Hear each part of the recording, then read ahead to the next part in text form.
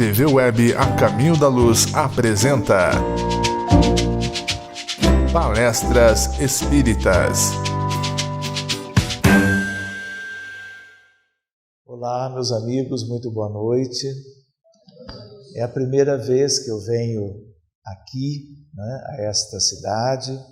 Queria dizer para vocês que é uma alegria, é uma coisa que me é muito cara poder visitar vocês, poder estar fazendo esse estudo da noite de hoje na vossa companhia.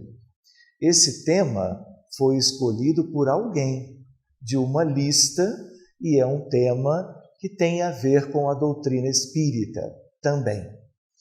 Quando a gente vê ali a ideia de astronomia, cosmologia, todo mundo já lembra a ideia de uma ciência que estuda os astros, de um modo geral. E é uma parte da ciência, aliás, uma das ciências mais antigas da história da humanidade. Então, nós somos espíritas, e aí nós poderíamos pensar, mas o que é que tem o espiritismo com as questões da astronomia? Na verdade, nós poderíamos fazer apenas o estudo das questões desta ciência, mas nós vamos buscar algumas questões interessantes que são questões vinculadas a uma associação de ideias. Antes de mais nada, nós gostaríamos de lembrar que o Espiritismo que está conosco desde a publicação da primeira edição de O Livro dos Espíritos, lá no abril de 1857, tem a sua origem no Espírito de verdade, que é Jesus, o governo da vida na Terra. Não é assim? Por causa da sua origem, o Espiritismo veio para ser o Consolador prometido e, por tudo que ele tem no seu conteúdo, vir a nos mostrar tudo aquilo que é importante para que nós, que vivemos na Terra, um mundo de provas e expiações, nós possamos progredir, evoluirmos mais celeremente do que nós fazíamos antes do advento da doutrina espírita.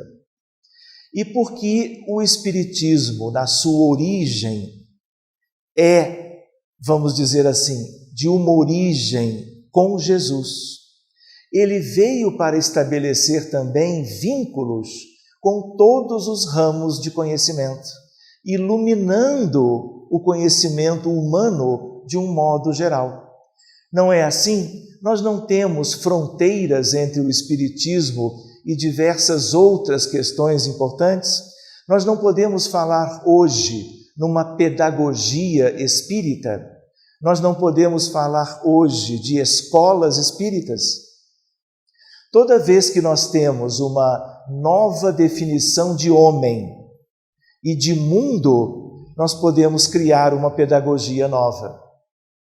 Nós não temos uma fronteira entre a medicina e o espiritismo. Nós não temos a ideia de medicina da alma, em que nós aplicamos os recursos que existem dentro das instituições espíritas de um modo geral para auxiliarmos as pessoas doentes de problemas orgânicos, de problemas físicos e especialmente de problemas mentais. Nós podemos estabelecer diversas fronteiras e não é diferente, como vamos ver daqui a pouco, entre o espiritismo e a astronomia. Quando falamos na fronteira com a escola, a pedagogia e a medicina, é mais simples de nós enxergarmos.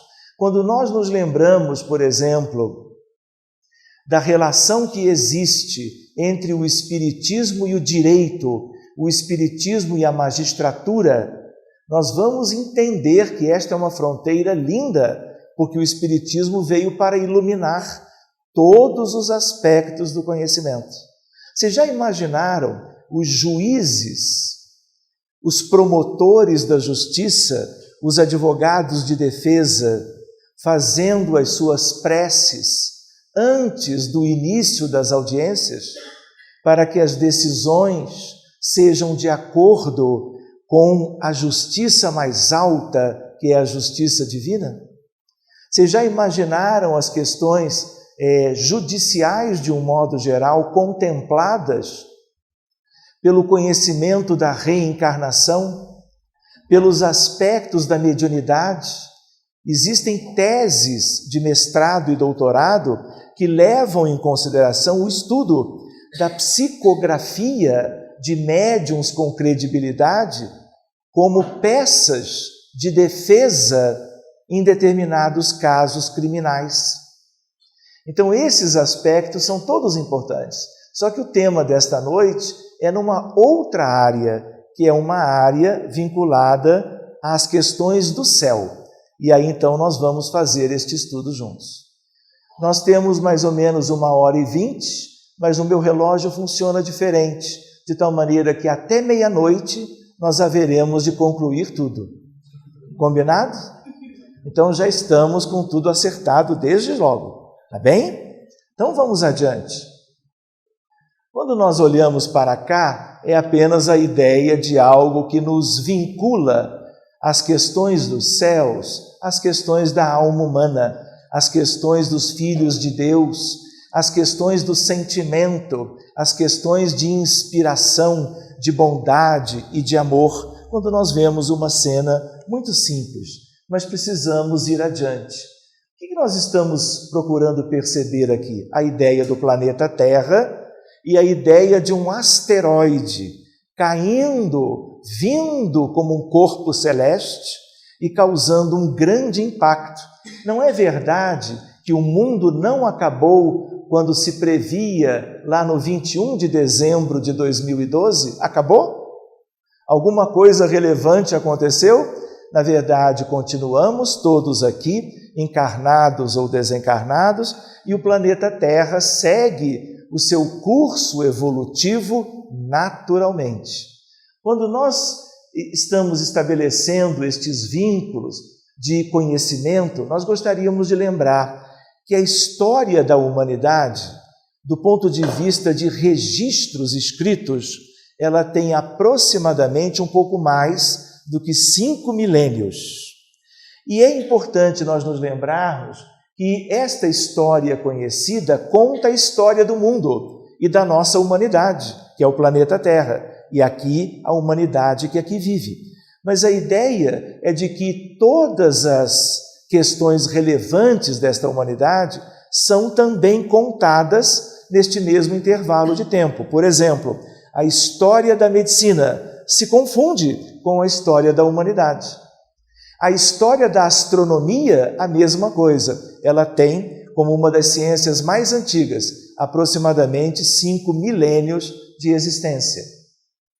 Vejam só, tivemos incontáveis milênios dos primeiros humanos aos dias atuais. A ideia de uma evolução da criatura humana, a evolução do ser humano na perspectiva do homem encarnado pelos encarnados. Mas nós sabemos que essa história é muito mais antiga e nós vamos como que abordar algumas questões ligadas a isto também. Quando nós olhamos para cá, a idade do universo que conhecemos é uma idade e tanto, nós poderíamos dizer.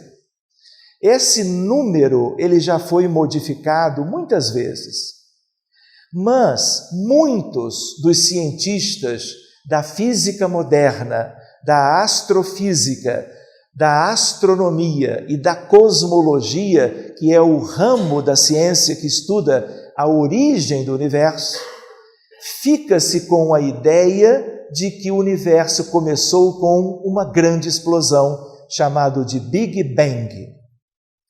Esse evento da história do universo, ele tem hoje, numa contabilidade muito próxima da realidade, 13,73 bilhões de anos. Isto é pouco ou é muito? Depende. Mas, a princípio, para a contagem de tempo que nós nos acostumamos na Terra, é muita coisa. 1 milênio já é muito, não é verdade? Vocês imaginem o que significa 1 bilhão de anos. E agora vocês podem imaginar 13,73. Aqui uma questão que está em aberto. Muito bem, nós vamos ver isto daqui a pouco. Nós temos duas grandes teorias para a ideia da formação do universo. Uma é de que um dia o universo começou, portanto, há mais de 13 bilhões de anos atrás. Mas há uma outra, que é a teoria do universo eterno, e a ideia de que o universo sempre existiu, mas naquele momento houve algo especial com ele. Ou seja, a grande explosão não invalida a ideia de que uma teoria diferente possa explicar melhor uma ideia da vida universal como uma vida perene, uma vida eterna. E esta ideia se confunde melhor com a divindade. Vocês imaginam que Deus, então, que é o Criador, estivesse assim durante bom tempo, sem fazer nada de mais importante. Aí um dia ele resolveu agir e criou o universo como um todo? E aí se deu a grande explosão e tudo que decorreu dela e tudo que, portanto, existe hoje? Se nós somos espíritas e entendemos Deus como a causa primária de todas as coisas, como está muito bem claro no primeiro capítulo de O Livro dos Espíritos, nós vamos ter uma ideia de que se Deus sempre existiu, porque Ele é eterno, o universo também, porque Ele nunca deixou de trabalhar ou de criar. Então, essa perspectiva da grande explosão ou do Big Bang, tudo indica é uma maneira, vamos dizer, limitada de compreender a origem do universo. A ideia da Terra e do sistema solar, nós não vivemos nele? Mercúrio, Vênus, Terra, Marte, Júpiter, Saturno e assim por diante, até Plutão? Muito bem, aqui nesse sistema solar nós moramos, mas a Terra, que é do sistema, tem 4,5 bilhões de anos. Então a Terra, como muitos planetas do sistema e outros planetas de fora do nosso sistema e, portanto, de outros sistemas estelares, é uma realidade também de bilhões de anos. Então o intervalo de tempo, o cenário da cronologia das coisas, para estas dimensões ligadas à realidade universal, é algo que se conta a este nível. A idade da vida animal na Terra.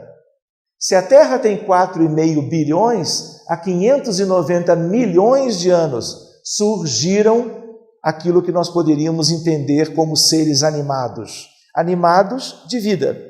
Vida simples e progressivamente vida cada vez mais complexa, até chegarmos à mais complexa de todas. Qual é? A vida humana.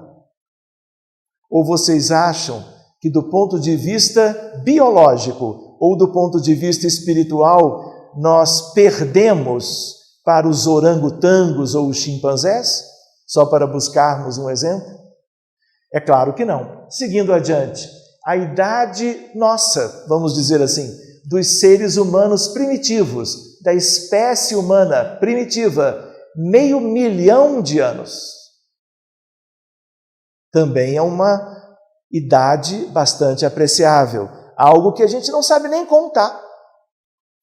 A gente conta décadas, séculos, um milênio ou outro, especialmente dos 5 últimos, quando nós temos a história da humanidade.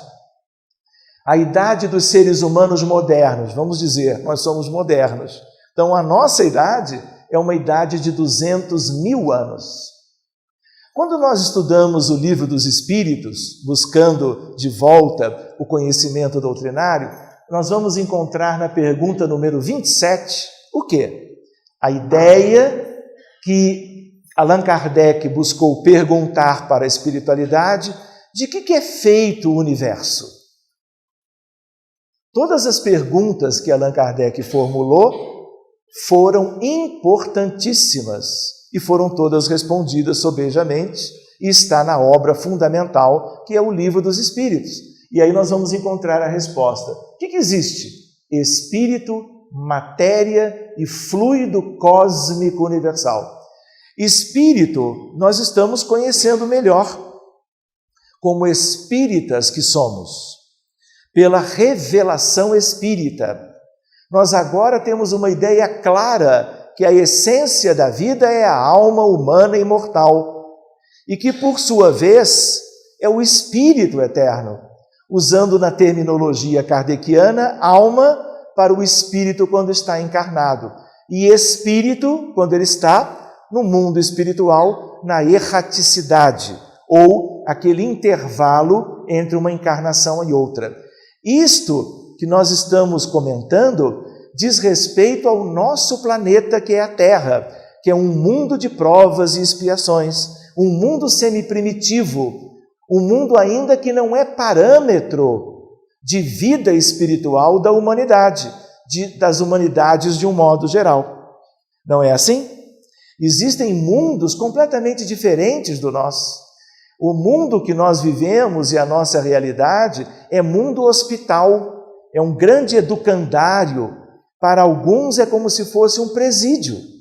Quando a gente desencarna, nós temos o sonho de viver em lugares melhores, não é verdade? Alguém pode sair da Terra com passaporte carimbado e dizer que vai viver num outro mundo ou planeta do sistema solar, ou num exoplaneta de um outro sistema, se despedir e ir embora? Alguém tem esta condição? Quem adquire esta condição são aqueles que gradativamente vão se desvencilhando das necessidades de reencarnar aqui. E aí podem buscar um outro tipo de vivência, de aprendizado, de crescimento em orbes distintos, mais evoluídos, que é, claro, que uma perspectiva para todos os filhos de Deus que vivemos na Terra. Mais dia, menos dia, isto poderá muito bem acontecer a todos. De tal maneira que espírito é algo que estamos conhecendo, matéria já conhecemos melhor, de certo modo, como nós vamos ver hoje. Quando a gente pensa no nosso mundo material, quando estamos encarnados, quando pensamos na ciência comum, a ciência se detém a estudar os fenômenos materiais de um modo geral, seja de matéria sutil ou de matéria densa, compacta ou rarefeita, é o que a ciência de um modo geral estuda. A medicina contempla a alma de um modo geral? Contempla o perispírito? Não. Contempla em geral o corpo físico. E essa é exatamente uma das suas mais importantes limitações. Esquecendo que por trás das enfermidades físicas, clínicas, biológicas e mentais ou psiquiátricas, existe o lugar de origem de tudo, que é o espírito, que é a alma. E aí nós vamos, quem sabe um dia, estudarmos melhor isso. Fluido cósmico universal é uma coisa que nós conhecemos muito pouco, mas tudo indica que é o que dá origem a todo o resto. É como se fosse o hausto divino, o hálito divino, que vai gerando as outras duas questões, espírito e matéria. Se a gente for num outro lugar do universo, numa outra galáxia, num conglomerado galáctico qualquer, na poeira interestelar ou intergaláctica, nós podemos encontrar espírito e matéria, matéria e espírito. E quando formos capazes, haveremos de encontrar nesses lugares fluido cósmico universal. Quando nós soubermos o que é e o que precisamos fazer para detectar estas coisas, que são como que desconhecidas pela ciência oficial ou acadêmica. Quando nós olhamos para cá, nós vamos encontrar uma ideia de uma galáxia. Para que tenhamos uma noção, não reparem o idioma. Qual é a nossa galáxia? A gente diz nossa como se ela fosse propriedade, não é? Mas não é bem assim. Qual é a galáxia em que nós vivemos? Via Láctea. Pois bem, a Via Láctea é uma galáxia média, Vocês têm ideia quantas estrelas existem na Via Láctea? Numa contabilidade de hoje? Posso brincar? Posso? Quero brincar com vocês que essa pergunta vale uma caixa de bombons nacional. Quantas estrelas existem na Via Láctea? 100 bilhões. Muito bem, as coisas estão caminhando. Algum palpite mais recente? Se eu tivesse feito a mesma pergunta há 20 anos atrás, ele ganharia bombom. Mas de 20 anos para cá, são 200 bilhões de sóis. Por que sóis? Porque o nosso Sol é uma estrela. Nós podemos confundir o nome Sol ou estrela e usarmos indistintamente qual um, qual outro. Pois bem, de tal maneira que aqui nós temos propriamente a Via Láctea. De tal maneira que nós temos 4,6 bilhões de anos da Terra. E se nós fizermos um exame, deixamos no idioma mesmo, porque o que importa é a ideia. Olha como é que a coisa começou. Células simples, há bilhões de anos. Células complexas, há 2 bilhões de anos. 600 milhões os animais. A ideia dos peixes e proto-anfíbios há 500 milhões de anos. E aí, numa listagem progressiva, vejam só, os mamíferos há 200 milhões de anos. Reparem a sequência, tudo teve uma época, tudo está dentro de uma programação, tudo está dentro, para alguns, de uma ideia de acaso, mas nós sabemos que há comando e que toda a vida na Terra e que todas as questões vinculadas a tudo que já existiu aqui e que existe agora tem a ver com aquele que é o guia e o modelo, não só para a humanidade nesse aspecto, mas aquele que teve de Deus a responsabilidade de gerenciar todos os aspectos importantes da evolução planetária, incluindo os seres inanimados e os seres animados até a condição hominal.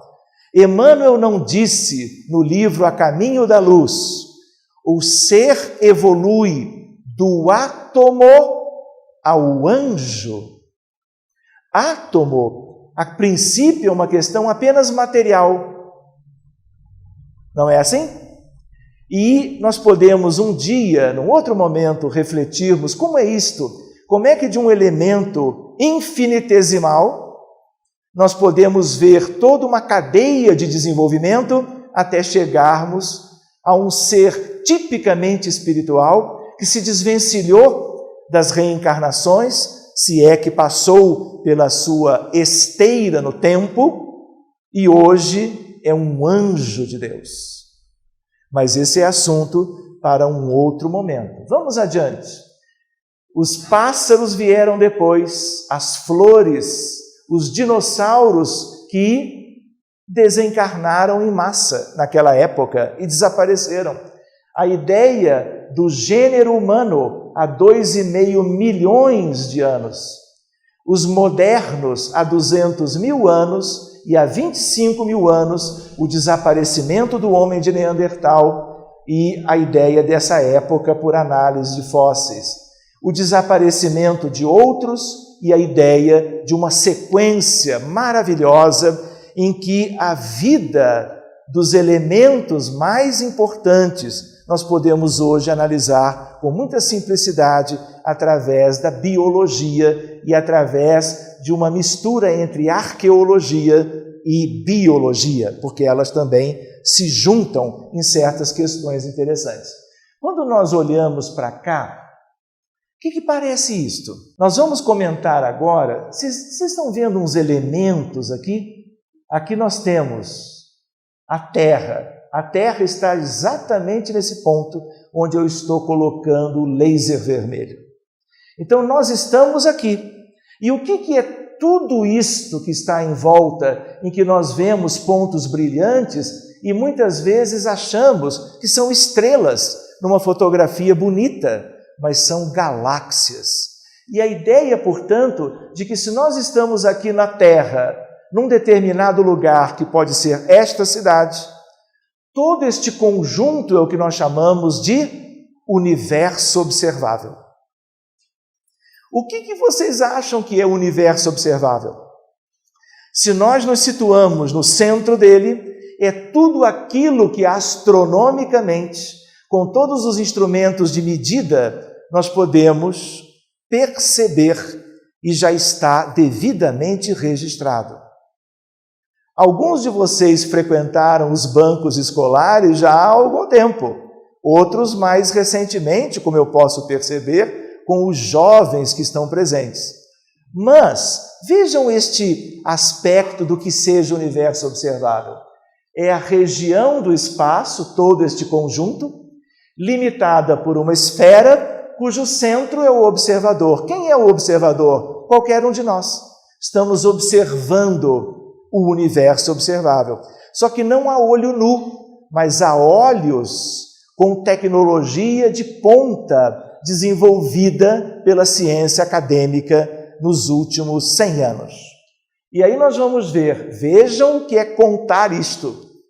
Aproximadamente, porque nessas dimensões tudo é aproximado, daqui a 20 anos nós podemos ter que rever isso tudo, mas já podemos estimar a ideia de 30 a 70 bilhões de trilhões de estrelas. 30 a 70 bilhões de trilhões de estrelas. Estamos falando de 70 septilhões de estrelas. Vocês já experimentaram, mesmo mentalmente, escrever 1 septilhão? Quantos zeros vocês poriam na frente do 1? Isso é dever de casa. E aí vocês me trazem amanhã, que nós vamos cobrar o dever, senão não ganha bombom. Tá bem? Então vamos adiante. Organizadas em mais de 100 bilhões de galáxias. Se a Via Láctea tem 200 bilhões de sóis, olha quanta multiplicação nós temos que fazer para perceber hoje, aos olhos, e de acordo com o que a nossa mente alcança, a realidade deste universo. E nós vamos ter que fazer outras reflexões em seguida, que formam elas mesmas aglomerados e superaglomerados de galáxias. Ainda assim, é tão somente a ideia que fazemos hoje da criação universal. E quando a gente diz criação, somos nós espíritas falando, porque, na verdade, os cientistas dessa área não se referem deste modo, se referem ao universo, mas não com uma ideia de algo criado pelo Criador e algo divino, como nós todos temos a certeza de que é o que é a realidade. Ficaram com a noção, então? Seguindo adiante, 2 teorias cosmológicas. O que é, então, a teoria cosmológica? Como explicar o surgimento do universo? Quando, lá atrás, no mínimo há 13,73 bilhões de anos. Mas se ele é eterno, ele sempre existiu. Porque uma coisa é um número colossal de bilhões de anos, mas isso ainda é concreto. Mas se nós falamos em eternidade, é outra coisa. Para o nosso calendário, para o passar das horas no relógio, 13 bilhões de anos é uma eternidade. Mas eternidade é outra coisa, concordam? Eternidade é o sempre ter existido. Então, quais são as duas? A ideia primeira da teoria do Big Bang, a ideia de uma grande explosão, um universo inflacionário, dando origem ao que existe hoje, 13,7 bilhões de anos depois. Essa é a teoria do Big Bang. E aí nós teríamos que nos deter em algumas coisas aqui, mas vamos deixar de lado para não nos aprofundarmos tanto nesta noite. E aquela outra, que é a teoria do universo eterno. Não existe outra. As duas são relevantes. E a maioria dos cientistas desta área trabalham com a primeira ideia. E cada vez mais a segunda, que é aquela que nos interessa um pouco mais, porque tem a ver com as questões espirituais e o que a doutrina espírita sugere para nós da vida divina, Criador, Supremo Arquiteto do Universo, é a segunda teoria, e é claro que, de uma maneira ou de outra, ela é a teoria que está certa. Quando nós olhamos para cá, vejam só, o nosso universo. Agora se fala assim. Até um tempo atrás era o universo com tudo. Hoje já não se fala assim. Se fala em universos, se fala em diverso. Vejam só.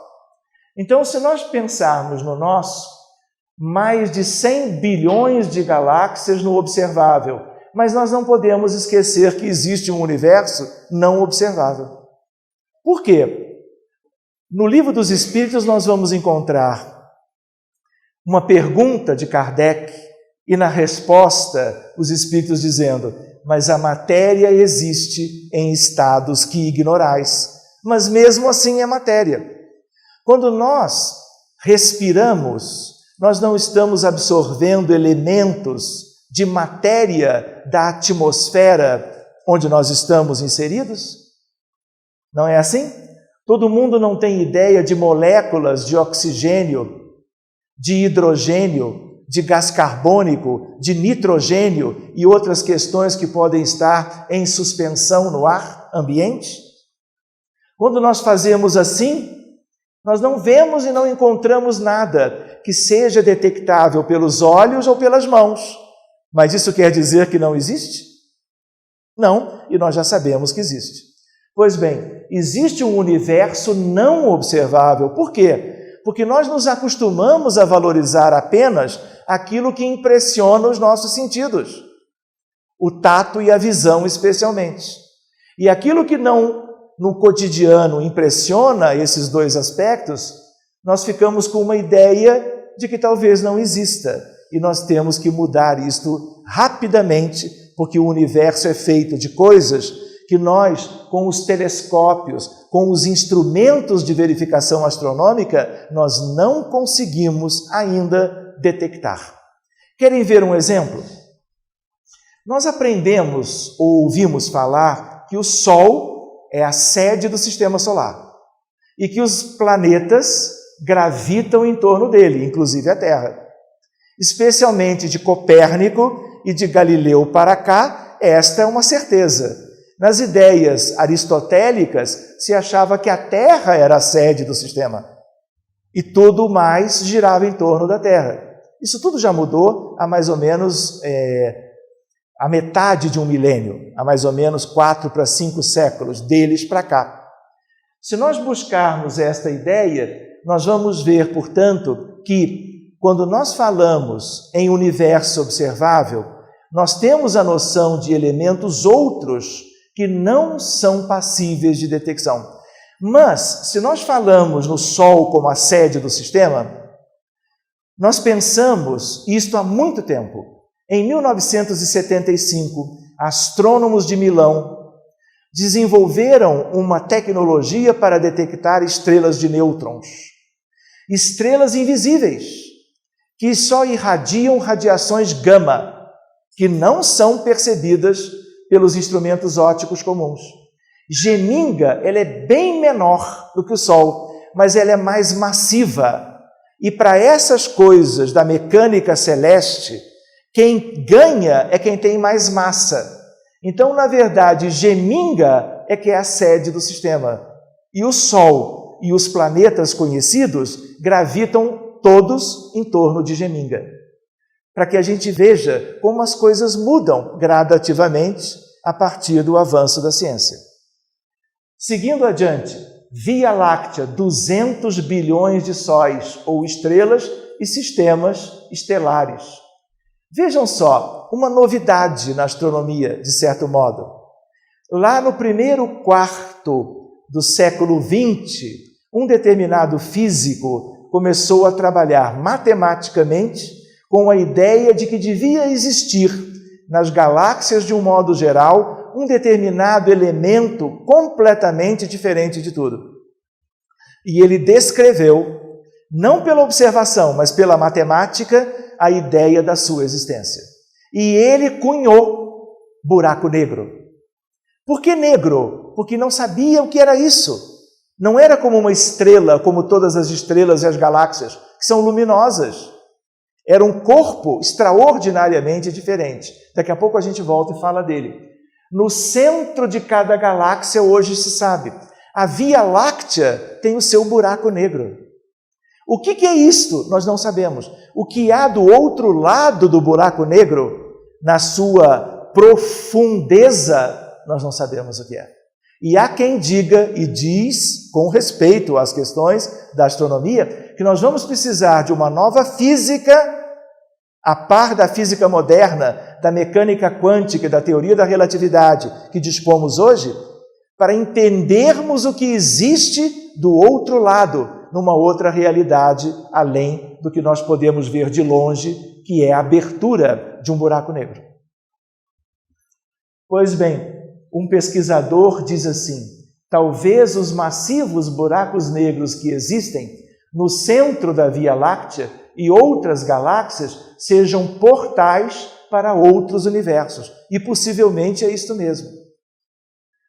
E aí, com tudo isto e mais o que vem e virá, vocês acham que a Terra e a nossa humanidade vai ficando maior ou menor? Mais importante ou menos importante no contexto mais amplo da vida universal? Vamos ficando cada vez menorzinhos. Um grão de poeira ou um grão de areia numa praia cósmica, divina. Vocês já chegaram numa praia e olham assim, portanto, para aquela coisa linda do mar, das ondas pequenas e de uma faixa de areia? Vocês conseguem divisar um grão a uma certa distância? Não. Nós vemos o quê? Uma condição que é o fruto do quê? De você juntar todos os grãos e observar um monte de areia ou, propriamente, a faixa de areia de uma praia qualquer. Só para que a gente comece a entender um pouco melhor de quem? Quando a gente fala essas coisas e vai acompanhando a evolução da ciência, procurando valorizar o que ela vem descobrindo, nós estamos chegando perto de quem? Do Criador. Mesmo que ainda tão distantes, mesmo que ainda tão modestamente. Nós poderíamos dizer, estamos chegando perto do Cristo. Não, porque o Cristo é o grande Espírito que, por delegação divina, cuida da nossa humanidade e do planeta Terra, como um todo desde sempre. Emmanuel, naquele mesmo livro, nos ensina que, quando a Terra ainda se resfriava, Jesus recebe de Deus a outorga de, como o Messias divino, estar cuidando de toda a evolução planetária e tudo que diga respeito a isto. E isto tem a ver com 4 bilhões de anos atrás. Então, há 4 bilhões de anos atrás, Jesus já era um espírito crístico, para além de tudo aquilo que possamos imaginar dos devas arcangélicos ou dos seres mais elevados da vida espiritual do universo. Muito bem, seguindo adiante. Querem ver isto? Matéria e energia escuras. Vamos contar um pouquinho dessa história. Daqui a pouco. Olha só, estamos aqui numa capa de uma revista de pesquisa científica recente. Quando fomos folhear a revista, encontramos isto, fotografamos. É um artigo de cosmologia. E aqui o autor, que é um astrofísico, ele pergunta para ele mesmo e divide a dúvida com os leitores. E nós todos podemos refletir nisso. Seria o Big Bang e tudo aquilo que veio dele uma miragem holográfica de uma outra dimensão? Se isto é uma interrogação de um pesquisador, é algo para se pensar. Será que nós somos a miragem? Claro que nós somos seres concretos, nós sabemos disso. Mas olha como a ciência progride. E as reflexões que nós já podemos imaginar sobre as questões do universo em si, de um modo geral. Miragem holográfica, miragem em 3 dimensões, que vem, na verdade, de uma essência que está em outra dimensão. Será que essa outra dimensão são pesquisadores não espíritas, começando a vislumbrar a ideia da espiritualidade do universo? Porque, amigos, uma coisa é o mundo espiritual da Terra. Não é assim? Nas suas esferas diferentes de vida. Não existe umbral, não existe umbral superior, nosso lar, umbral médio aqui na vizinhança, umbral inferior pantanoso. Não existe a esfera de treva mais abaixo do que o umbral inferior. Não existe a esfera de arte, cultura e ciência acima do umbral superior. Não existe a esfera do amor fraterno universal acima de arte, cultura e ciência. Então há uma distribuição da vida espiritual, mas referente ao planeta Terra. Agora, vocês já imaginaram o que seria a vida espiritual do universo como um todo? Será que as nossas mentes já alcançam isto? Nós estamos começando a vislumbrar as questões propriamente do mundo espiritual da nossa Terra. E nós que já estamos aqui repetindo o ano letivo, há quanto tempo? Há muito, deserto. Sigamos adiante. Mundo contemporâneo e transformações, para que tenhamos ideia de algumas questões. Aspectos da física, dimensões extras, teoria das cordas, buracos de minhoca, multiversos, em vez de universo, multiverso.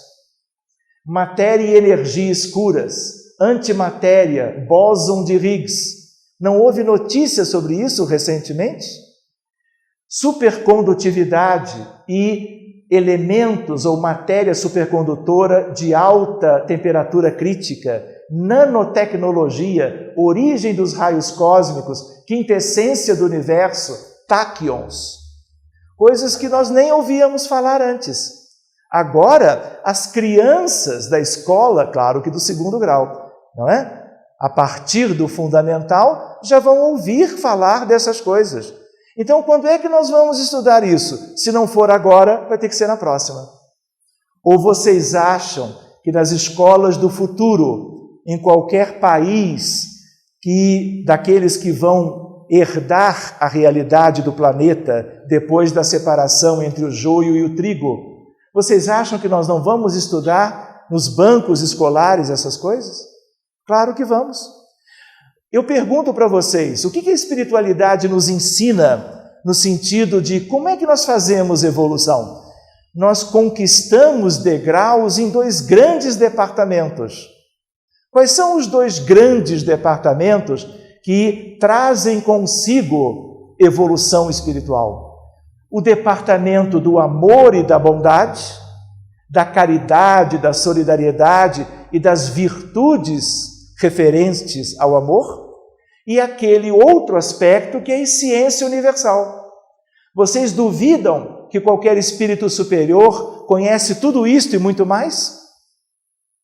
Nós é que somos aprendizes dessas coisas, gradativamente. Estamos propriamente numa espécie de jardim. Ainda não se usa essa maneira de dizer. Os primeiros anos tem o maternal e tem o jardim. Talvez tenhamos saído do maternal 2, estejamos ingressando no jardim 1. Não é assim? Tanto para um aspecto, que é o aspecto do amor e da bondade, como para o aspecto do conhecimento mais amplo do que existe a todos os níveis da vida universal. Seguindo adiante, olha esse tio aqui, conhece esse tio? Olha só, o tio Einstein, ele demorou muito tempo para estudar uma ação à distância espetacular. O que é ação à distância? Eu faço algo aqui e daqui a pouco acontece um efeito lá longe. Quando eu uso o interruptor, que está na parede, e eu coloco o dedinho ali, o que acontece? A luz não acende? E eu não posso acender algo do outro lado do mundo com um interruptor do lado de cá? Também posso, desde que a corrente elétrica tenha como se conduzir até lá. Isso em física nós chamamos de localidade, efeito local. Mas uma nova física, que é a física moderna, vem trabalhar com questões de não localidade. E ele trabalhou isso também. E aí ele via o quê? Que um fenômeno que acontecia aqui podia ter uma velocidade acima da velocidade da luz.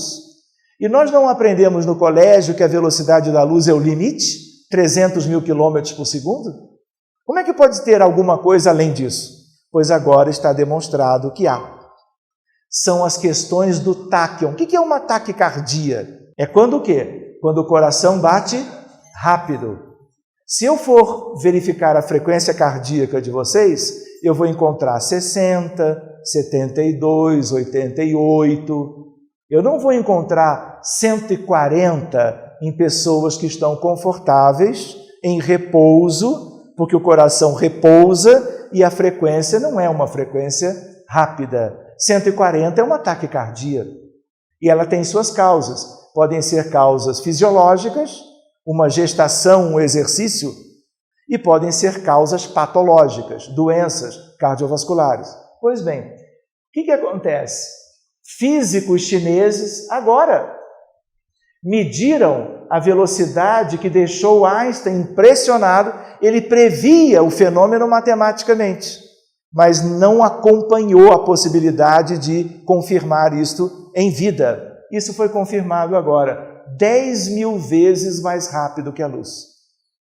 10.000 vezes não é o dobro, é muito mais. E daqui a pouco nós vamos falar, antes da meia-noite, nós vamos falar de coisas que têm a ver com táquions, já já. Muito bem, a mãe das ciências quem é? A física. Concordam? Não existe nada que não deva ser estudado pela física. Mesmo química, biologia, astronomia, todas as grandes ciências têm na sua base, na sua raiz, a física. Seja ela a física clássica, seja a física chamada newtoniana, por causa de Isaac Newton, seja a física moderna. Quando alguém diz, olha, eu tive uma apresentação que eu observei sobre física moderna. Pensou em física moderna, pensa em duas coisas. A mecânica quântica, descrita por Max Planck, no 14 de dezembro de 1900. A física nova surge com ele, quando ele publica um artigo que elucida uma questão que era um grande desafio entre a observação experimental e a previsão teórica clássica. E essa discrepância intrigava todos os físicos da época. E ele encontra a explicação. E aí surge a quantização da energia e a mecânica quântica.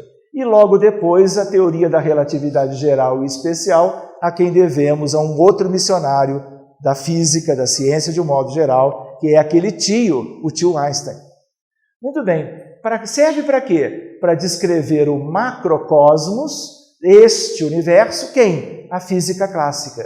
E o microcosmos, o infinitamente pequeno, o mundo infinitesimal. Quem que eu preciso para descrever bem? A física nova, a mecânica quântica. Muito bem, sigamos adiante. Olhem que coisa curiosa. O tio Kardec, ele viveu em que século? 19. E ele tinha contemporâneos da ciência da época, que eram seus amigos. Um deles era Benjamin Franklin. Outro deles era Dalton. O que o tio Dalton descreveu? Ele fala em átomo.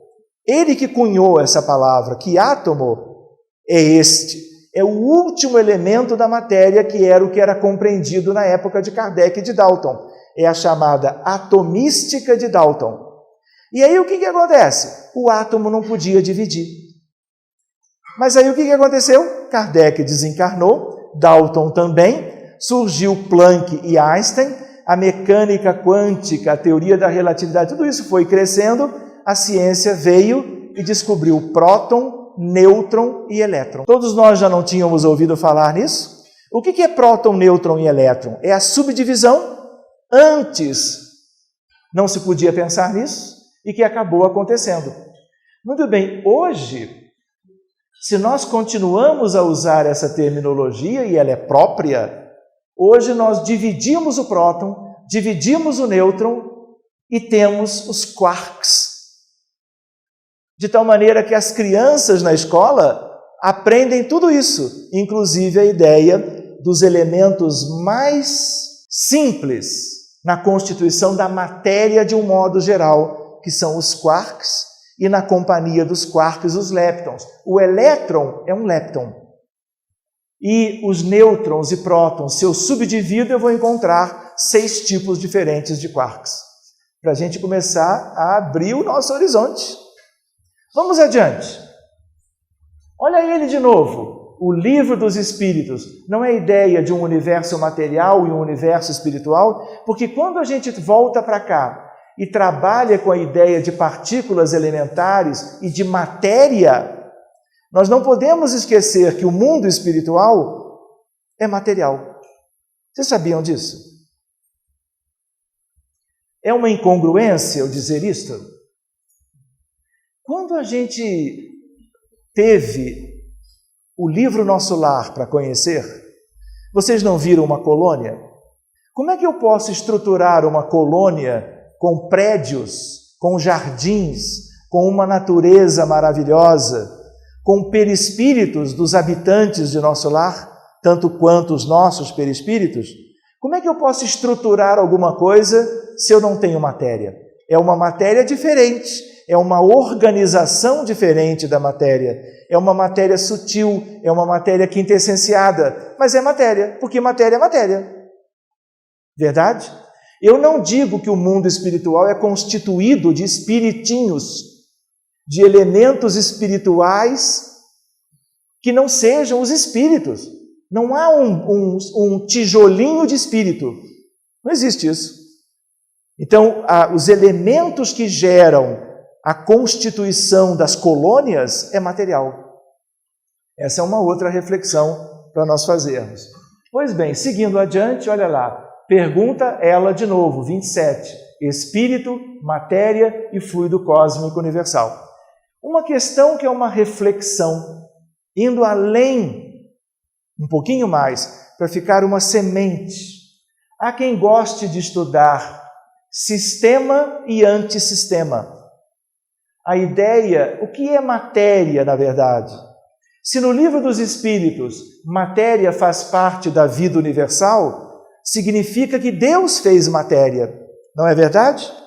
Se Deus fez a matéria, matéria é divino. Então nós não podemos confundir materialismo com matéria de origem divina. O universo também é material, até na sua contrapartida espiritual. Claro que ele vai se sutilizando cada vez mais, até que ela seja a mais rarefeita ou quintessenciada possível, nos mundos superiores. Muito bem.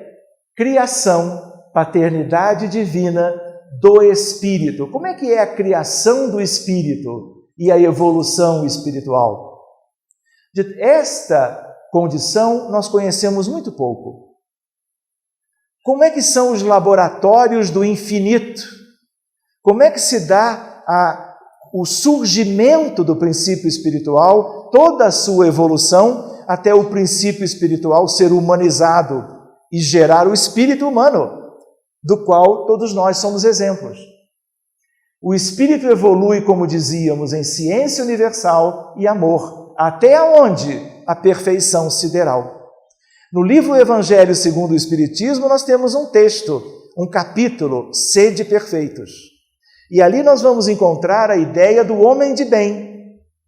O homem de bem é aquele descrito ali, mas é um tipo de perfeição que é alcançável pelo homem terreno. Mas é apenas isto. Saindo daqui, existem as perfeições outras, até aquela que é Sidéria, da qual nós nem temos notícia ainda, e que tem a ver com a angelitude, tem a ver com os espíritos crísticos, e assim sucessivamente. Uma só alma ou espírito, muitas vidas ou reencarnações. Quantos nós somos na Terra? 7,3 bilhões de encarnados. Mas se eu coloco aqui 20 bilhões de humanos na Terra, o que será que eu estou querendo lembrar? Uma população espiritual geral, e se eu tenho 22 e diminuo 7,3, eu vou encontrar quantos? 14,7 bilhões de quem? De desencarnados. O que mais ou menos significa dizer que existem 2 desencarnados para cada encarnado, aproximadamente. Mas de onde eu tiro isto? Do IBGE? Tem uma pesquisa para isso? Não. De onde seria esse aspecto vale bombom importado?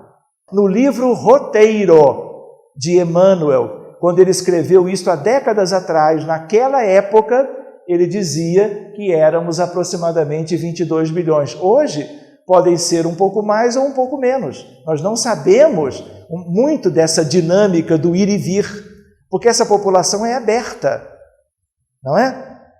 Jesus recebe e os mecanismos de evolução enviam para outros orbes, espíritos de um modo geral. Mas essa é a nossa população média.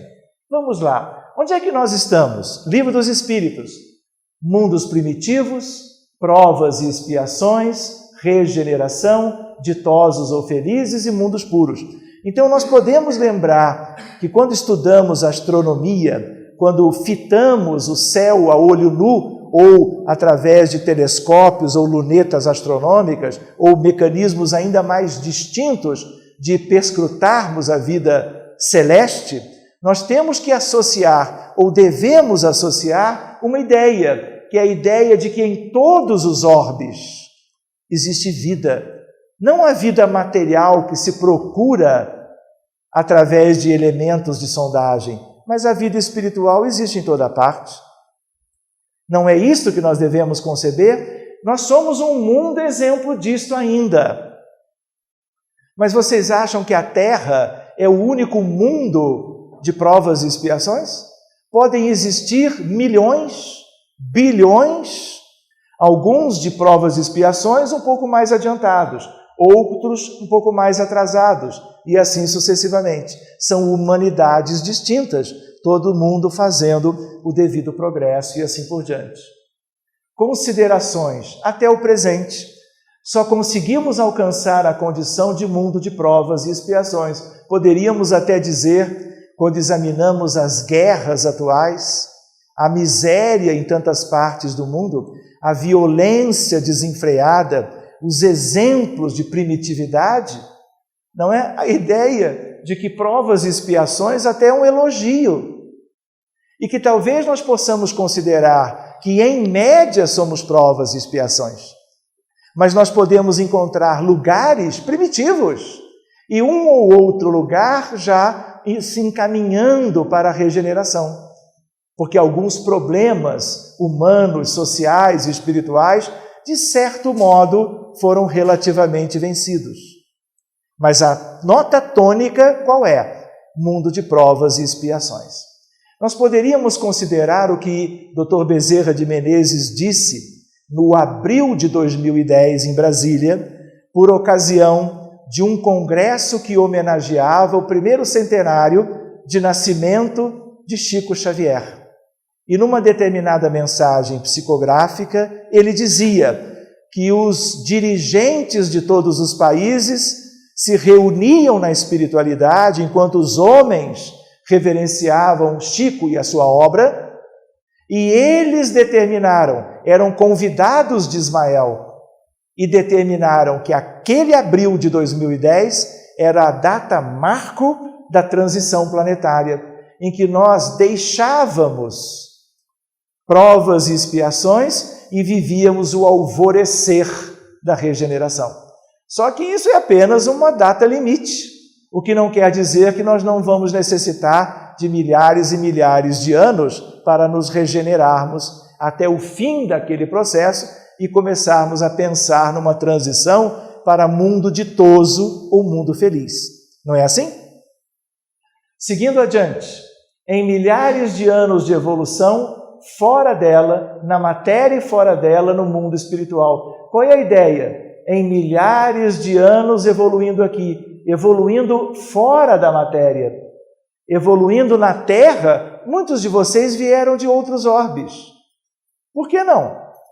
Só que, em geral, os que vieram para a Terra há 40, 50 mil anos, viemos numa espécie de obrigatoriedade e nada meritório, vamos dizer assim. Não foi porque galgamos alguma questão evolutiva, é porque o mundo onde estávamos, muitos de nós, chegaram e disseram, olha, os parâmetros de vida espiritual e moral, vocês já não estão de acordo. Então, o passaporte que carimbaram para a Terra, para nós, foi numa espécie de degredo, numa espécie de exílio.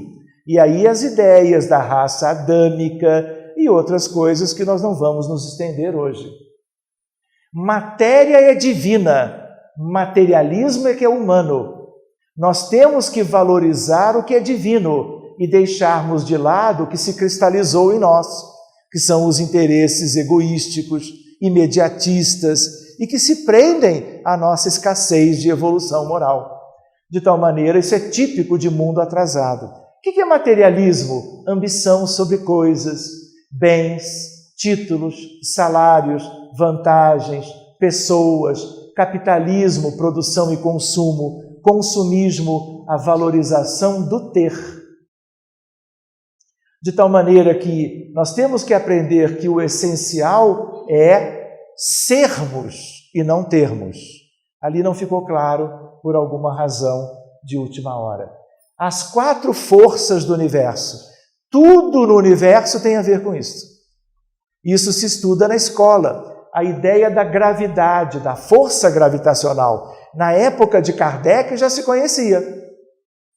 De tal maneira que o peso dos corpos, a atração entre a Lua e a Terra. Vocês já viram a Lua indo embora? Acenando para os que vivem aqui, olha, vou dar uma volta e volto quando bem entender. Vocês acham que a Lua pode se destacar da Terra? Não. Porque é um conjunto que se atrai uma à outra a partir da gravitação. Então é um mecanismo que explica a dinâmica celeste de um modo geral, entre os corpos celestes em geral. Existe uma outra força que é no interior do núcleo atômico. Tem a ver com a estrutura íntima da matéria e com a energia nuclear. Existe uma outra que é a eletromagnética.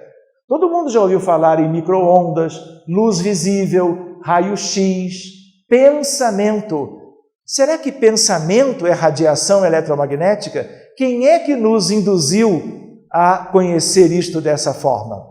Meia caixa de bombom nacional. Portanto, é de resposta fácil. Quem introduz em vários livros a ideia de que pensamento é uma irradiação da mente espiritual, uma irradiação do tipo luz, do tipo raio-x, raios cósmicos, frequência modulada e assim por diante, forno de micro-ondas. Micro-ondas é radiação eletromagnética. Só que variando tudo isso de acordo com frequência e comprimento de onda. E aí eu pergunto, quem foi? Agora eu vou tornar assim, então, se ninguém responde, uma caixa inteira. André Luiz, em vários dos livros. Isto examinaríamos num outro momento. E uma outra, que é menos importante na natureza, que é a força nuclear fraca, decaimento beta e outros mecanismos. Quando nós olhamos para cá, fluido cósmico universal, estamos começando a tentar compreender um pouco mais. Einstein se debruçou durante 19 anos em pesquisas para tentar unificar as 4 forças que aqui estão. que todos os físicos sabem até hoje que em qualquer lugar do universo, na ultraestrutura da matéria, no mundo espiritual ou nos universos divinos, tudo isso está. E ele tenta, então, colocar unificado todas essas 4 interações ou forças. E aí ele chama isso de campo primordial, de onde derivam as 4 forças do universo. Tudo indica, mas sem termos certeza, que fluido ou campo universal tenha muito a ver com o campo primordial que Einstein e hoje tantos outros físicos estudam, tentando juntar tudo isso numa raiz comum. Bóson de Higgs, chamada partícula divina. Por quê? Porque esse bóson de Higgs, ele dá matéria, elemento material às coisas do universo. Não é só da Terra, do universo todo. Então, é uma partícula que foi chamado de divina porque tudo que é do universo é divino, supostamente. E se o bóson de Higgs é quem dá massa às partículas e aos mundos, ela é uma partícula que Deus manipula. Por isso foi chamado assim. E este senhor, Leon Lederman, ganhou o Prêmio Nobel de 1988 por causa de se enfronhar nesse tipo de pesquisa. O que é isto aqui? Ainda bem que eu não prometi bombom. Já teria perdido mais uma caixa. Não é? Imagina se fosse importado. Muito bem. Isso aqui é na fronteira da França com a Suíça, mais perto de Genebra, lá embaixo da Terra. É uma estrutura colossal, subterrânea, um dos mais importantes prodígios da engenharia humana. E serve para quê? Para nesses tubos que viajam quilômetros numa circunferência, nós possamos acelerar partículas, criando colisões quase que com a velocidade da luz, de prótons e de elementos atômicos e materiais. No sentido de quê? De tentarmos ver como aconteceu no Big Bang há 13 bilhões de anos atrás. Muito bem, e aqui nós vamos ver uma imagem. O Higgs está aqui, quando nesse tipo de acelerador, pela primeira vez conseguiu-se, de maneira direta, inferir a existência de algo previsto muito tempo antes, que é chamado bóson de Higgs. E ele foi celebrado pelo mundo científico naquela altura. Lembra que eu falei de energia escura, matéria escura? Vocês lembram dos conglomerados galácticos? Vocês lembram do universo, chamado universo observável? Os 70 septilhões de estrelas?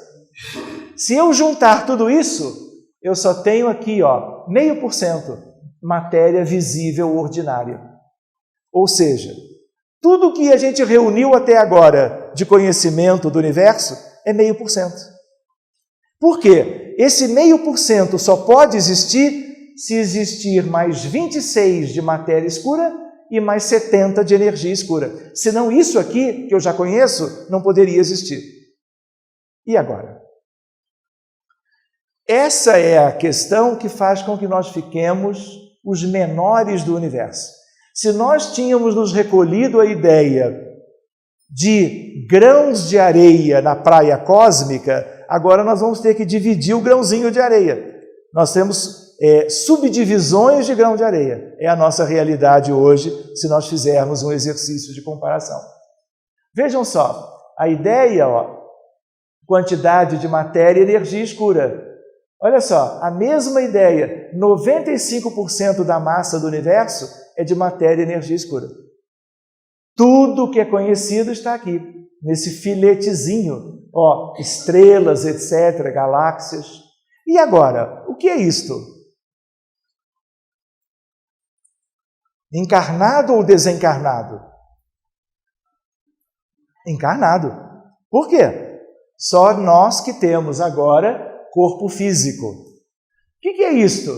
Parece o corpo? Mais ou menos. Não tem jeito de humano? Cabeça, braço, tórax, pernas. O que é isso? Perispírito. E qual é a essência da vida? É o espírito. O que é matéria aqui? Isto sobejamente. E aqui também.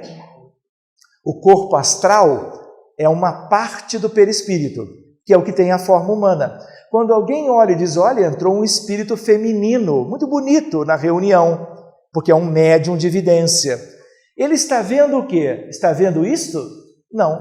Ele está vendo o revestimento perispiritual, especialmente o astral, que tem a forma humana, do perispírito de um desencarnado. Tem que ser obrigatoriamente um desencarnado? Vamos ampliar. Se alguém está em Porto Alegre e pensa muito em vocês, por uma razão de afinidade, ele pode estar lá fazendo uma coisa simples qualquer em família, mas ele pensou, ele se projeta, e alguém que seja médium de evidência pode vê-lo no ambiente projetado aqui conosco. Pode ou não pode? Claro. Não aprendemos na codificação, onde você pensar, você estará. Vamos adiante. Pensamentos. Olha lá, uma revista de divulgação científica, ainda não de ciência não muito estrita, mas para a comunidade do mundo todo, Neurociência da Identidade. Nós não temos o modelo do pensamento pelo eletromagnetismo que André Luiz nos adiantou, mas existe outro, o modelo quântico. E nós com isso, nós temos que conhecer um dia. Vocês querem deixar isso para a gente ver na outra encarnação? Querem esperar? A gente espera. Vamos nos reunir, tudo indica, algum dia lá, seja no Rio de Janeiro, seja em São Paulo, não é? Em Mogi Guaçu, quem sabe, não é? Mas a ideia qual é? Vamos tentar ver isso. Parece complicado, mas não é. De tal maneira que nós vamos ver, vocês estão vendo um rapaz com os eletrodos na cabeça num aparelho de eletroencefalograma? Olha o que esse pesquisador mexicano, Jacobo Grinberg Zilberbaum, intuiu de fazer. E ele não leu o André Luiz. Se você perguntar para um neurocientista se o pensamento é eletromagnetismo, ele não sabe nada disso. Nós sabemos um pouco porque André Luiz nos fez o favor de adiantar. Mas será que o pensamento é só isto? Será que é assim mesmo ou tem algo mais? Olha o que ele fez. Ele pegou 2 amigos entre si, pediu que os 2 pensassem um no outro mutuamente, durante uma meia hora, lembrando quando jogavam futebol juntos na escola, quando foram as primeiras festas na adolescência, quando eram vizinhos e faziam as coisas com os outros vizinhos também, tudo aquilo que tinha ideia que eles podiam lembrar daquela amizade. E aí eles fizeram o seguinte, um deles foi colocado numa sala, outro foi colocado num outro prédio, numa outra sala. Muito bem, cada um com os eletrodos do eletroencefalograma para registrar aquelas ondas cerebrais da atividade humana cerebral. Muito bem, como ele sabia da ideia do eletromagnetismo, o que ele fez? Agora vale bombom importado, caixa dupla.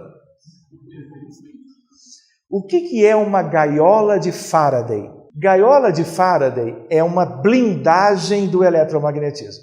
Se eu me colocar numa gaiola de Faraday, qualquer coisa eletromagnética minha não vai para fora, e de fora não entra para dentro. E ela é perfeita. E aí cada um dos 2 estava dentro de uma gaiola de Faraday, que já existia na época. Aliás, ela é antiga. Pois bem, e aí você estimula o cérebro de um, por exemplo, fazendo ele ver cores, sons, uma música qualquer. Na medida em que um está numa sala, outro está em outra, não há nenhum elemento de contato, além do fato deles terem pensado um no outro durante meia hora, há minutos atrás. Quando você estimula o eletroencefalograma mostra as alterações, consequência do tal estímulo. Imediatamente, o eletroencefalo do outro revela um padrão praticamente igual. Ninguém sabe o que é isso. E aí surgiu a ideia da não localidade da física quântica, podendo explicar a questão do pensamento. Isso é relevante para nós? Claro. Isso é autoconhecimento também.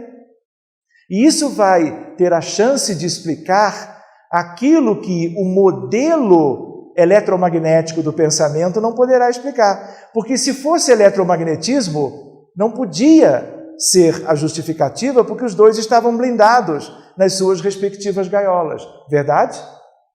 Então isso sugere um fenômeno não local, que é um fenômeno que tem a ver com aquilo que impressionou Einstein de ação à distância, tão rápido que a gente, no nosso referencial, é instantâneo.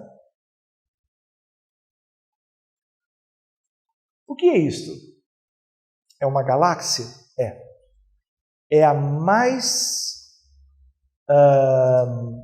visitada imagem em astronomia, a que foi tida como a mais bela de todas, é a galáxia do sombreiro. O que é um sombreiro no México? Não é aquele chapéu mexicano grandão? Não lembra? E ela foi então conhecida como a galáxia do sombreiro, e é uma foto do telescópio Hubble, que é o mais lindo prodígio da ciência no sentido de revelar as questões do universo até agora. Nós devemos muito a quem elaborou uma equipe imensa o telescópio Hubble, que continua enviando fotografias maravilhosas para a Terra. O que é isto? A galáxia em espiral. O que nós estamos vendo? Na verdade, são duas galáxias e que têm essa forma. Aqui são 400 bilhões de sóis. Aqui, a chamada vassoura da bruxa. Os astrônomos vão dando nomes. Esses nomes são terrenos. Se você perguntar para espíritos de outros orbes, eles não conhecem nada daquilo que nós utilizamos os tais nomes para descrever. Mas isso é nosso, porque nós estamos estudando coisas daqui. No fundo, coisas de fora, mas com uma terminologia nossa própria, terrena, imperfeita, na verdade. A ideia da grande nebulosa de Órion, se tivesse um pouco mais de contraste, ficaria melhor. Não parece um coração? A nebulosa do coração, por causa da semelhança. Isso aqui está a mais ou menos 18 bilhões de anos-luz da Terra. Um ano-luz é a distância que a luz percorre durante um ano, a 300 mil quilômetros por segundo. Então, um ano-luz é uma coisa muito ampla e bilhões de anos-luz é muito distante da Terra. E hoje nós podemos fotografar com essa nitidez. Quando nós olhamos um pontinho brilhante, ou isso é uma estrela, ou isso é uma galáxia. Mas uma curiosidade, quando a luz dessa estrela chegou aqui e foi fotografada, a distância é tal que ela já não existe mais. Ela leva tanto tempo para chegar até aqui, mesmo viajando a velocidade da luz, que ela já se extinguiu no processo natural de senescência de corpos celestes estelares. As estrelas nascem em berçários de estrelas. As estrelas evoluem, ganham a adolescência e a vida adulta. Vivem bilhões de anos na sua plenitude, mas depois elas envelhecem, implodem, explodem e o material é devolvido ao meio interestelar. Isso é um buraco negro, lindo. Isso aqui é uma das mais importantes revistas de divulgação científica do planeta, a revista Nature. E aí nós vamos ver um quasar ultraluminoso com um buraco negro maciço de 12 bilhões de anos atrás. A ideia de uma estrutura colossal recém-descoberta, quando o universo ou o Big Bang, na verdade, tinham 900 milhões de anos e já era uma estrutura enorme. Isso é uma descoberta revolucionária e nós vamos ter que rever o processo do desenvolvimento cosmológico para poder entender essa descoberta astronômica. Aonde que descobriram isso? Pesquisadores chineses, mas nos Estados Unidos. A ideia ilustrativa de um buraco negro, de outro, a ideia de elementos que hoje são desenvolvidos para estudá-los no universo, tanto aquele como este, e a ideia... Vocês estão vendo um pontinho aqui? Essa é uma foto histórica. Ela tem 25 anos. E ela foi tirada pela Voyager. A Voyager 1 foi a primeira sonda que saiu da Terra para fotografar o espaço. E aqui ela está fotografando anéis de Saturno. E de uma distância tal que através de um anel de Saturno nós podemos ver o nosso planeta. Olha a que se resume a Terra vista de Saturno, ou de um elemento de pesquisa que viajava em torno de um planeta vizinho que tem os tais anéis. Essa é uma imagem da Voyager. O que é isto? Um fungo. Um quê? Esporo tem a ver com fungo. Estamos no mesmo caminho. Tem mais 18 chances. Isto é uma consequência... Lembra que eu comentei no início? Nanotecnologia? A capacidade de você examinar o infinitamente pequeno. Isto aqui, gente, é um ser humano. Isto é um embrião de 5 dias se implantando no vermelho, que é a parte interna do útero materno. Aqui nós temos a cabeça, o bracinho, a coluna aqui atrás, aquilo que é o quadril, e o resto não dá para ver, porque tem 5 dias. Olha o que a ciência progrediu e já nos permite para ajudar a evolução da humanidade. Pena que nem tudo é utilizado para o bem, ainda, porque somos um mundo atrasado, com almas imperfeitas em grande segmento.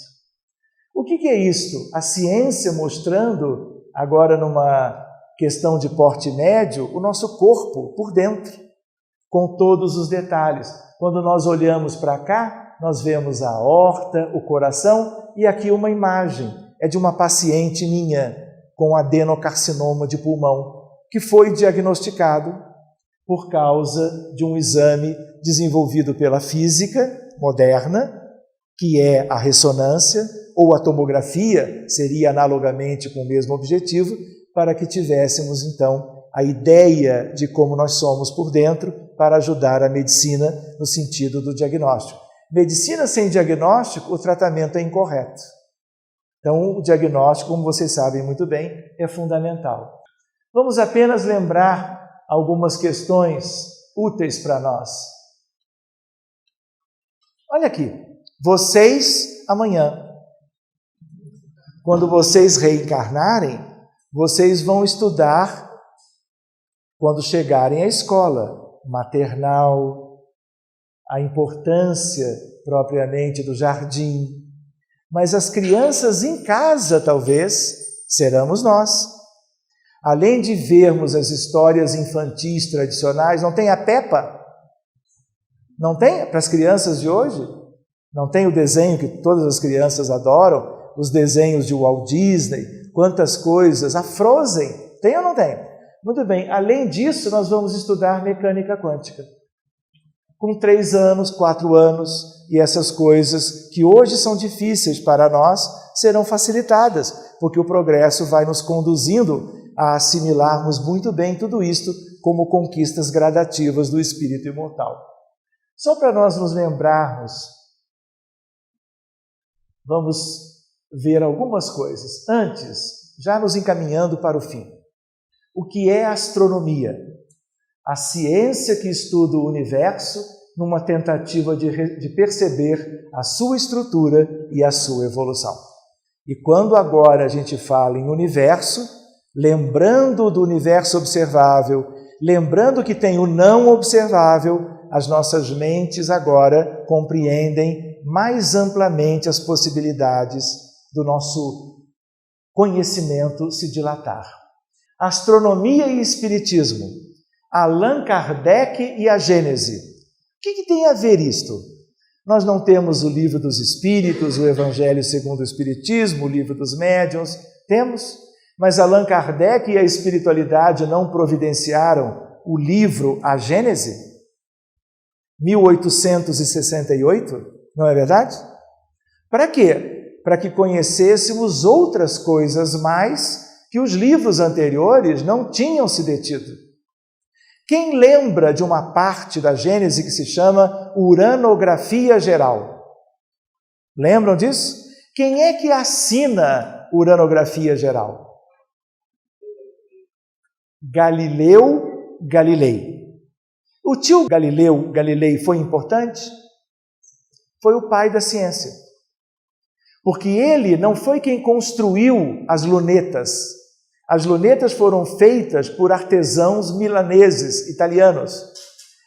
E eles usavam aquelas lentes, aqueles aparatos ópticos, para aproximar os objetos, mas os objetos da linha do horizonte.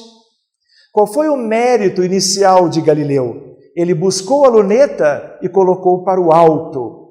E no alto ele começou a ver os planetas, as luas dos planetas, a iluminar, a estudar o Sol e assim por diante. Muito bem, Galileu Galilei escreve a uranografia. Só que Galileu estava desencarnado na época de Kardec. E aí eu pergunto, quem é que recebeu Galileu Galilei? Foi uma psicografia, a princípio. Quem foi o médium de Galileu? Vale bombom nacional por enquanto. Foi quem? Camille Flammarion. Há uma ideia curiosa para aventarmos aqui. Camille Flammarion talvez tenha sido o maior astrônomo de todos os tempos. Abriu a astronomia para a Europa toda. Divulgou maravilhosamente como ninguém uma astronomia já moderna para a realidade da época. Só que esta ideia embutida aqui, semi-oculta, qual é? A ideia para nós trabalharmos como espíritas que Galileu Galilei e Camille Flammarion são o mesmo espírito. Então, como é isto? Foi psicografia? Mais ou menos.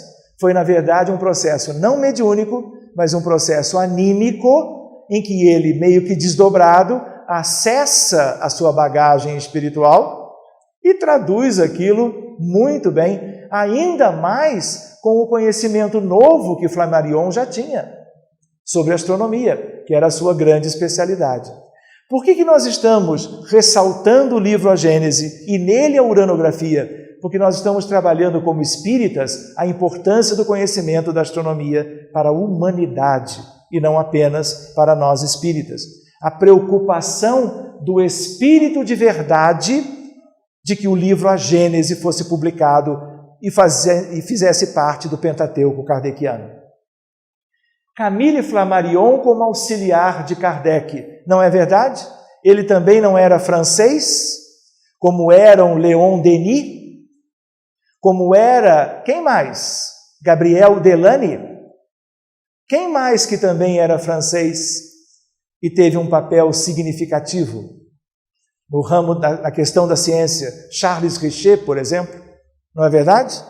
Pois bem, a ideia de auxiliar de Kardec, quem é que faz o discurso quando do enterro do corpo de Kardec no cemitério de Père-Lachaise, nos arredores de Paris? Flammarion. Flammarion também fala de Didier. Quem era o livreiro Didier? Um dos editores dos livros de Kardec, que tinha um temperamento difícil, e Flammarion também fala quando Didier, seu corpo é enterrado. Eram todos amigos, eram todos conhecidos entre si. Eurípides Barçanufo e a missiva de Maria. O que é isto? Eurípides um dos mais importantes médiuns da história da humanidade e que tem profunda vinculação com a doutrina espírita.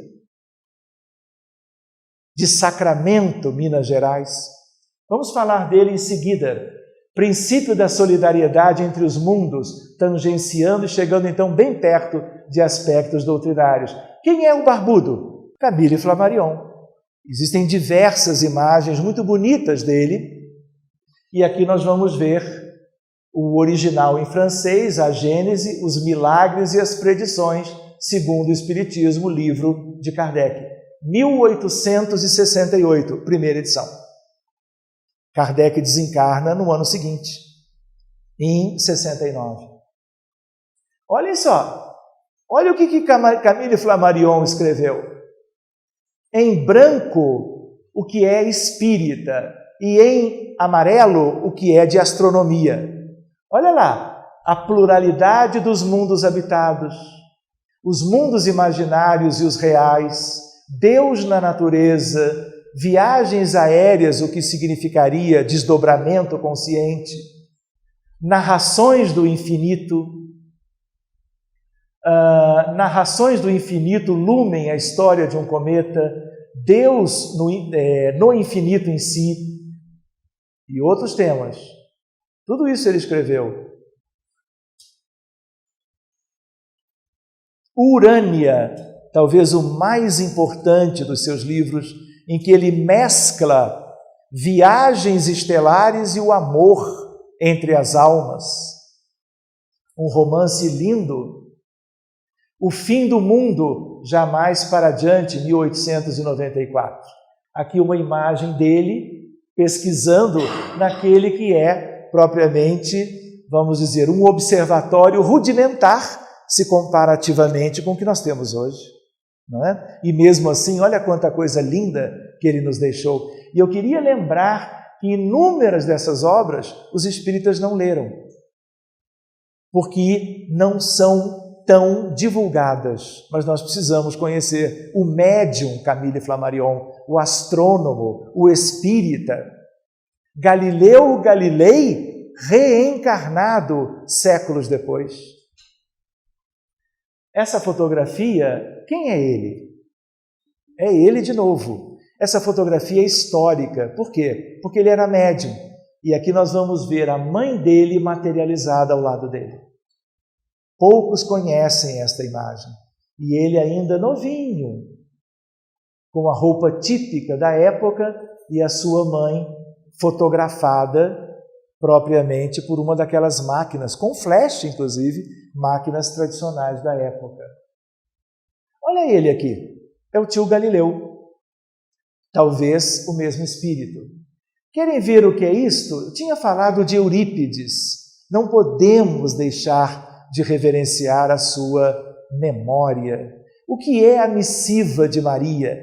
Ele não era professor, ele não vem a trabalhar no Liceu Sacramentano de Sacramento, e quando ele começa a dar aulas de espiritismo para os alunos, ele não é compreendido, é hostilizado por muitos pais de alunos que não conheciam o espiritismo e acreditavam que eram coisas que as crianças, seus filhos, não deveriam aprender. Mas ele sabia da sua missão. E ele queria que as crianças da sua comunidade já conhecessem o espiritismo ao mesmo tempo que conhecessem as disciplinas tradicionais da escola fundamental da época. Pois bem, numa certa altura, ele médium de quem? Maria de Nazaré. É pouca coisa? Não, é tudo. E aí nós vamos encontrar, vejam que coisa linda, Maria se dedicando ao seu filho, Eurípides, filho espiritual. Não feche as portas da escola. Apague da tabuleta a denominação Liceu Sacramentano, que é um resquício do orgulho humano.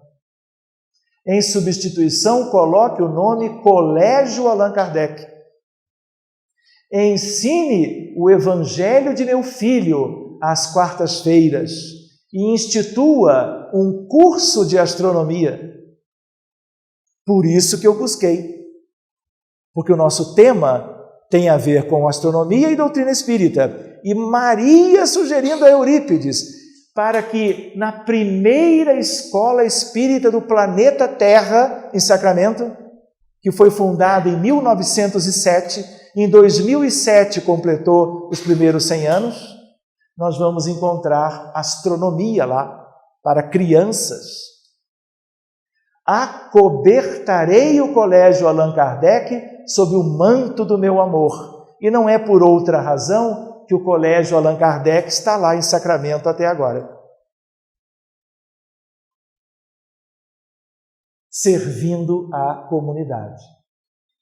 Para terminarmos, princípio da solidariedade entre os mundos, em que a gente sai um pouco da ideia física da astronomia e dos corpos celestes, lembrando de planetas do nosso sistema ou de outros, que tem a ver com o quê? Com a ideia da evolução espiritual. Não existe a solidariedade entre as pessoas como uma virtude? Quanto mais evoluída é a pessoa, mais solidária ela é. Não é inerente uma coisa à outra? Pois bem, princípio entre os mundos. Os que viveram em Sírios e não puderam continuar na evolução de lá, foram levados à capela. Milhares de anos depois, um processo cíclico, os que não puderam continuar em capela, há aproximadamente 40 mil anos atrás, foram trazidos como degredados de lá para o nosso planeta. Milhões deles vieram, milhões deles estão aqui. Milhões deles, apesar de tantos milênios, se negam até hoje a fazerem a evolução necessária, cumprindo a necessidade da evangelização e de conhecerem e cumprirem as leis de Deus. Para onde irão? Para um lugar. Nós podemos rotulá-lo como quisermos. Um exemplo, há quem rotule o planeta Chupão, o planeta X. Vocês já ouviram isso? Absinto. O que é absinto na natureza? Não é uma folha que se pode fazer um chá? Qual é a grande característica de absinto? É amarga, quase intolerável. E por que quem usou esse nome lembrou de que os que não puderem continuar na terra, na separação entre o joio e o trigo, que já está em curso e se ampliará no futuro, a ideia de um novo degredo para um lugar onde a vida será amarga, em termos de sofrimento. Como era amarga na terra quando os capelinos chegaram, como era amarga em Capela quando os que provieram de Sírios lá chegaram. E outras questões que nós podemos ver numa outra ocasião. Quem é que veio ajudar Jesus diretamente de Sírios, de um mundo de grande elevação por solidariedade à nossa humanidade e a nós? Alguns personagens, Ana e Simeão. Vocês se lembram do Evangelho de Jesus? Quem é que, diante da manjedoura, expressa: eu agora posso ir, morrer, porque eu já vi a salvação, que era Jesus conosco. Isabel e Zacarias, quem eram? Os pais de quem? João o precursor, João o Batista, Maria de Nazaré e José, seu esposo. Todos eles são tão evoluídos que tinham que ser convidados de um lugar especial, porque não podiam falhar. E Jesus sabia quem ele convidava para aquela determinada tarefa. E eles cumpriram com toda a sua condição de espíritos muito mais elevados, porque de parâmetros de sírios. Não vamos falar muito a Alcíone e a psicosfera da Terra. Há uma ideia que na transição planetária, mais ou menos 200 mil espíritos virão para cá de mundos superiores.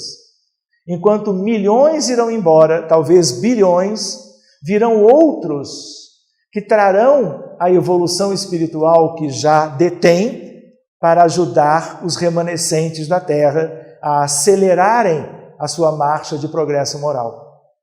Um deles é Alcione. Lembram do romance Renúncia? Vocês acham que a psicosfera da Terra é boa? É agradável? Psicosfera. Ela não resume todas as emanações das mentes humanas que já viveram aqui ao longo dos incontáveis milênios? Vocês acham que a psicosfera média da Terra é razoável? Não é. Aonde que ela é mais densa? Na Europa, onde as guerras se multiplicaram.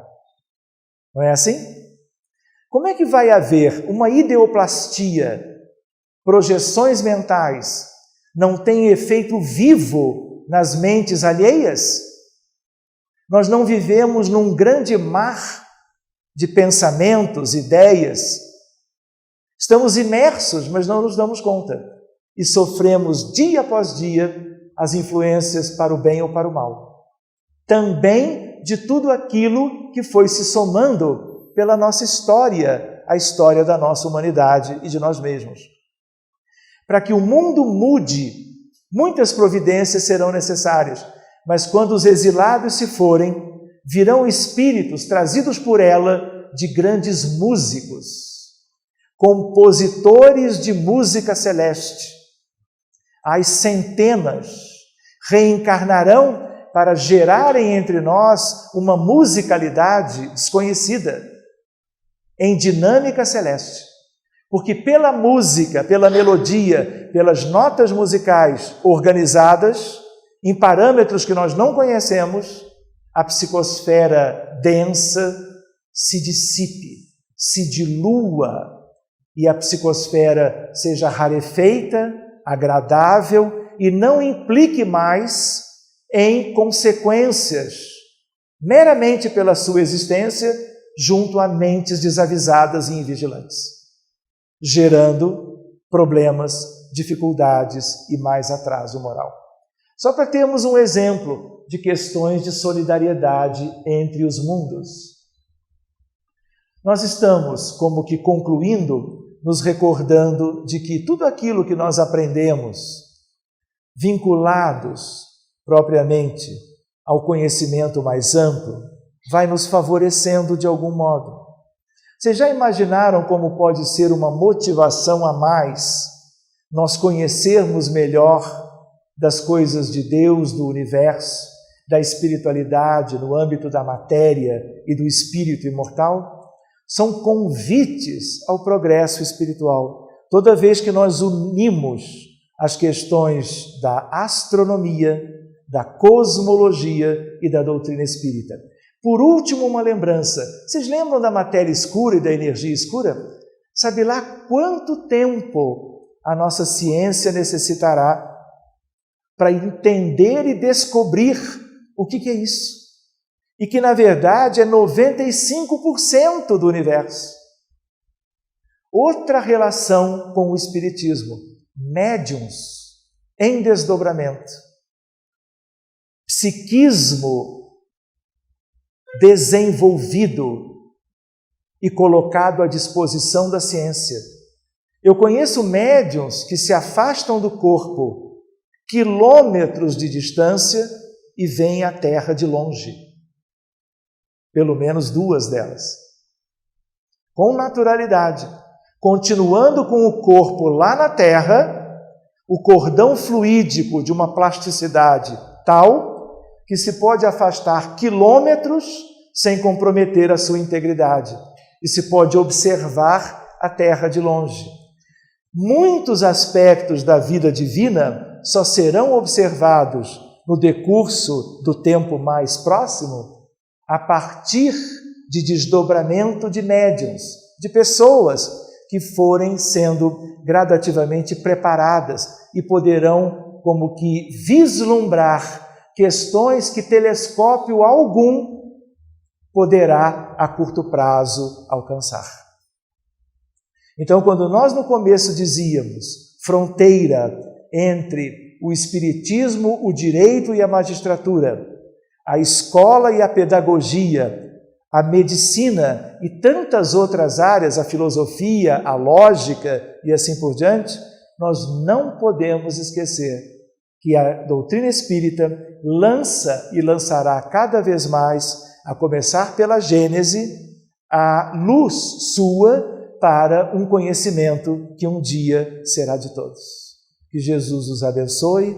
Muito obrigado pelo vosso carinho, pela vossa atenção, e nós vamos então encerrando nesse horário. Tínhamos pensado na meia-noite e acabamos terminando às 10 horas. Muito obrigado a todos vocês, queridos. Muito obrigado.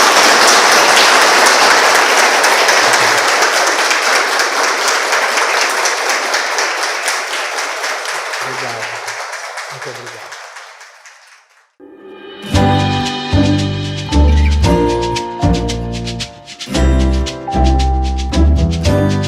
A TV Web A Caminho da Luz apresentou Palestras Espíritas.